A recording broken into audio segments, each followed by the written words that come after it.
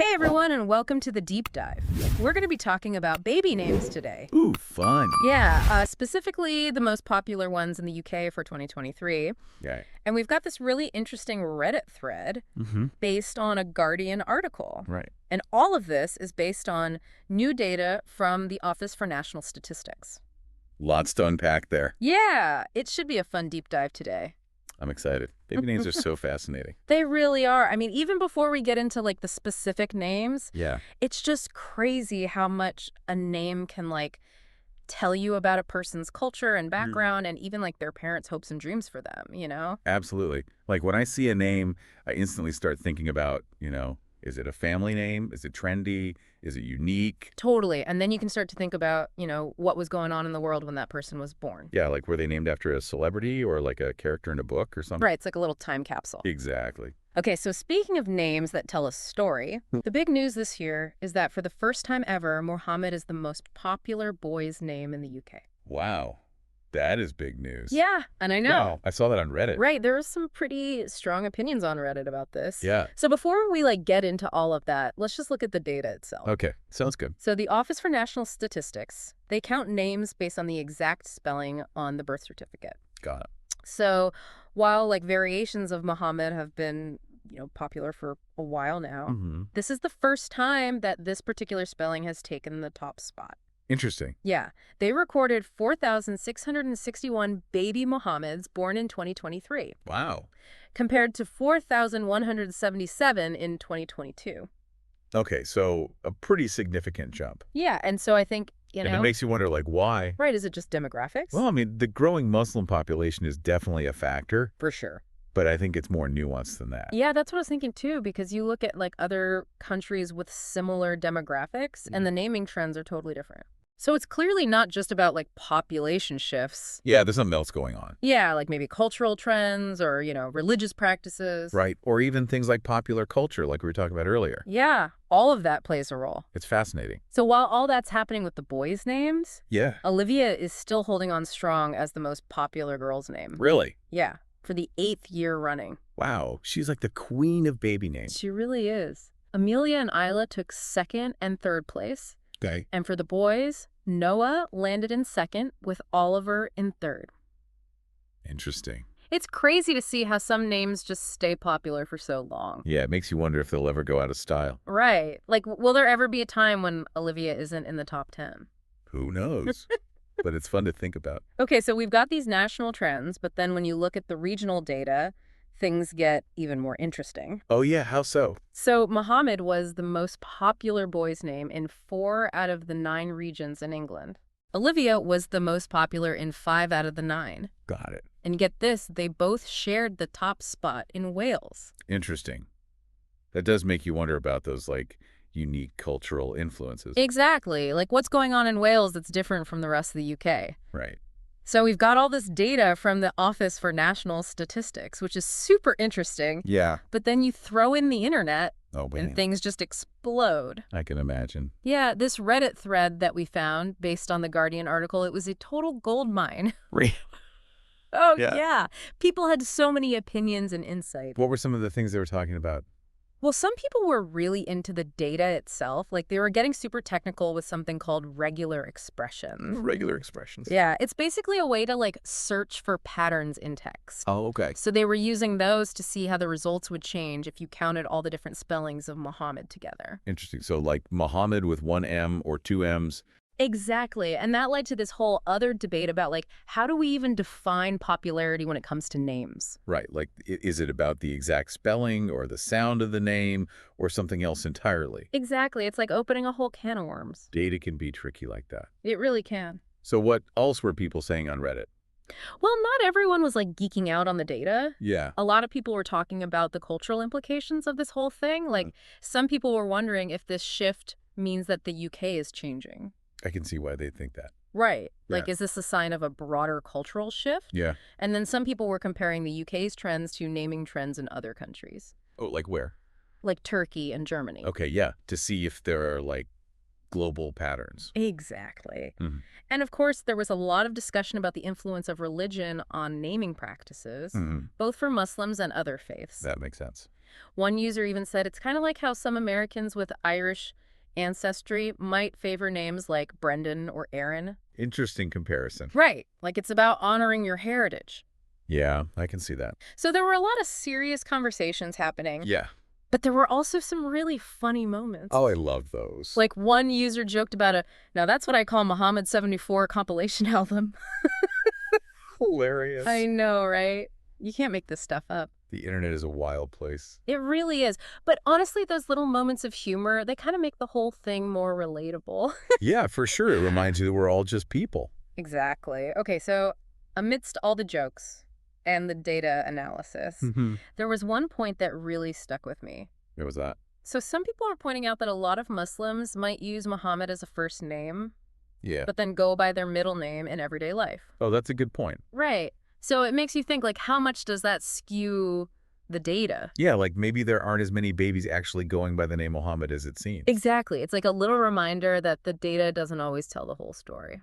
Right. We need to think about the context. Exactly. So we've got Muhammad making headlines, but what else is going on in the world of baby names? Well, there's another trend that I found really interesting. Okay, I'm listening. So it seems like pop culture-inspired names are on the rise. Oh, really? Yeah, we saw names like Billy Lana, Miley Rihanna, Kendrick, even Elton climbing the charts. Well, that's quite a mix. It is. And with that whole Barbie movie coming out, Oh, yeah? Margot saw a huge surge in popularity, too. That makes sense. It's like parents are looking to their favorite musicians and actors and even fictional characters for inspiration. Totally. It's a far cry from the traditional influences we might have seen in the past. Yeah, it's like a generational shift. You know, it's not so popular anymore, though. What?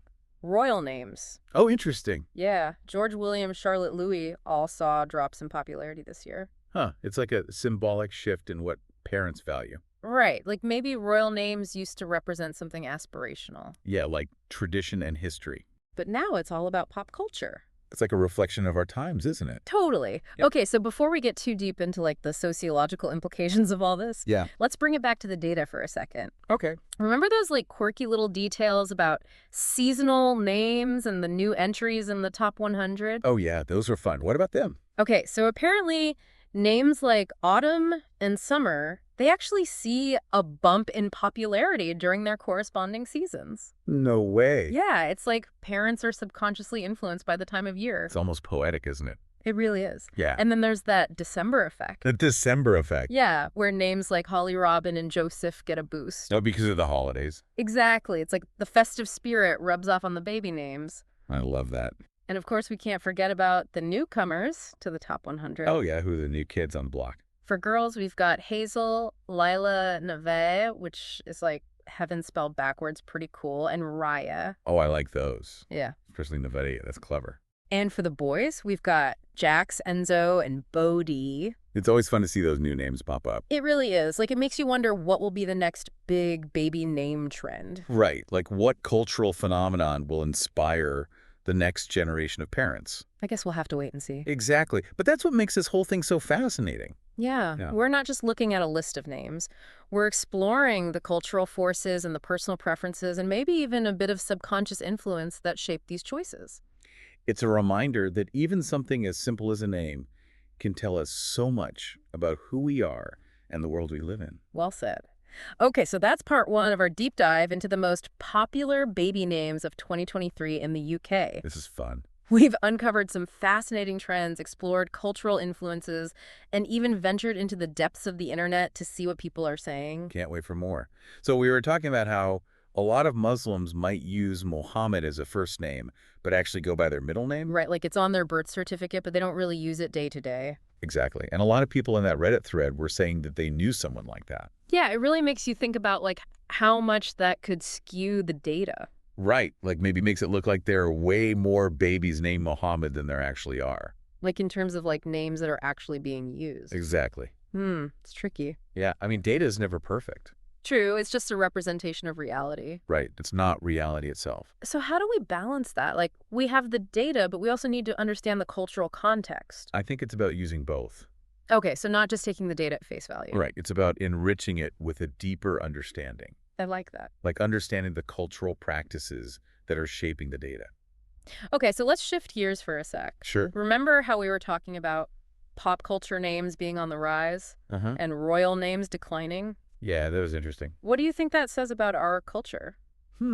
Well, I think it maybe shows that we're moving away from some of those more traditional ideas. Like what? Well, like royalty, they represent like history and formality. Yeah, and maybe even a little bit of distance, like they're not relatable. Right, whereas celebrities and pop culture figures, they feel more accessible. More like us. Yeah, and I think that's something that a lot of people are drawn to these days. It's like we want our kids to have names that reflect the world they're growing up in. Exactly. So instead of like King George, No. it's like Kendrick or Rihanna. Totally. It's a big shift. It makes you wonder what those names will mean to kids in the future. Right. Like, will they look back and be like, oh, my parents named me after so-and-so? And what will that say about, like, that time period? It's like we're giving them a little piece of our cultural history. I like that idea.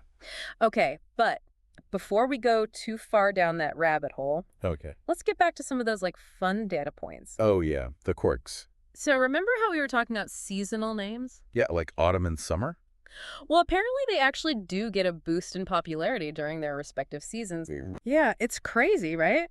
That's amazing. It's like parents are being subconsciously influenced, By the weather? maybe, or just like the vibe of the season. It's like the season is imprinted on the baby's name. And then there's that December effect. Oh, right, with Holly and Robin and Joseph. Yeah, like everyone's feeling festive. So they name their kids festive names. Exactly. I wonder if there are other months that have, like, mini trends like that. Ooh, that's a good question. We should look into that.